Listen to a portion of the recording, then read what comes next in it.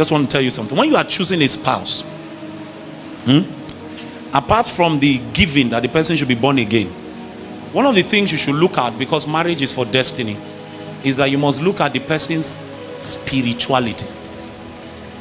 That somebody is a Christian does not mean that the person is spiritual. You can marry a good Christian. If the person is not spiritual, the person will give you problem at home. The person has to be spiritual. If the person is spiritual, the person should also be spiritually mature, or at least be spiritually maturing.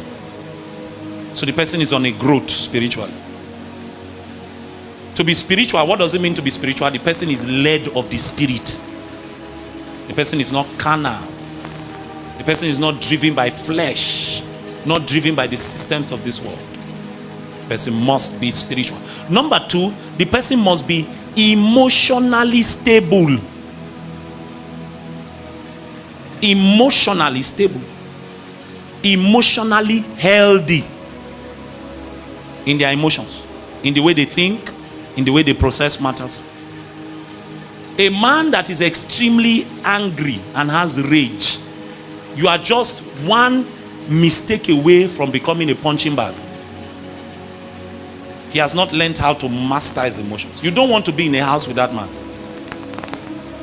The Bible says it's better to stay in the rooftop than with such a brawling man in the house.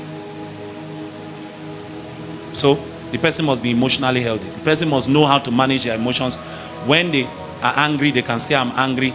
And when they are angry, they are not vengeful. You know, some people, when they are angry, their plan is to do you back. You marry that kind of wife, she will put pin inside your akara.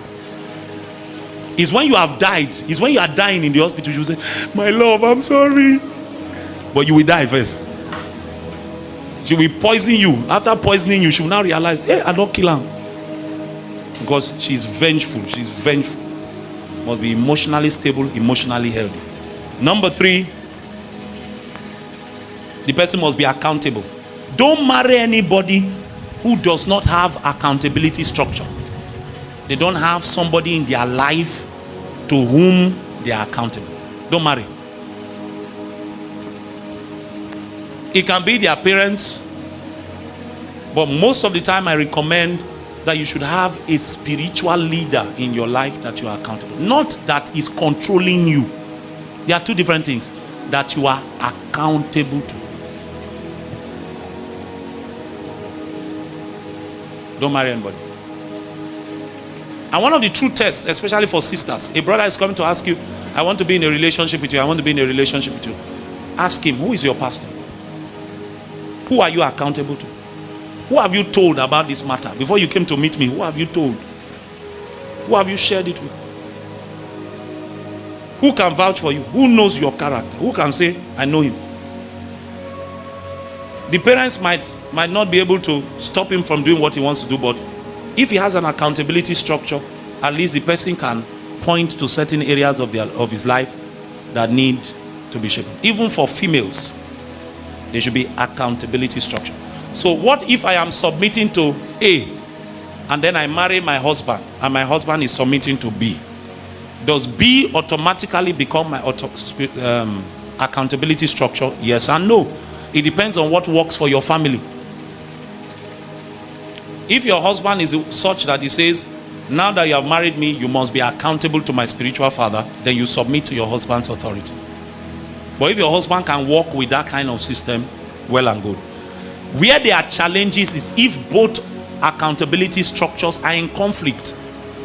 So you need to define the accountability structure in your home. So for women, you will normally submit to your husband's spiritual accountability structure, except where there are no conflicts and your husband is comfortable. Then it's allowed. Somebody is saying, what about financial stability? Is the least important. If everything else has lined up and the man is not very rich, but at least you can see that he knows where he's going, then he's marriage material. But as a young man, don't marry when you cannot at least take care of your wife. provide her basic needs. Those who attend my couples class, they will tell you, I tell them, it is the man's responsibility to provide for his house. It is his responsibility. If situations arise and the woman is doing it, it's not her responsibility. She's doing it because she understands covenant.